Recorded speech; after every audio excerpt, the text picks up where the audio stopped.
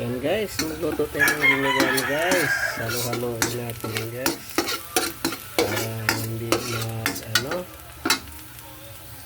mas ilagay na natin yung pork guys. Yan. Halo-haloin muna natin sandali guys.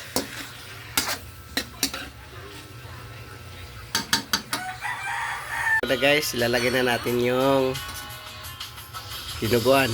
Ayan na guys, lagyan natin yung dugo guys sa ating dinuguan. Ito naman yan. Kailangan haluin natin guys.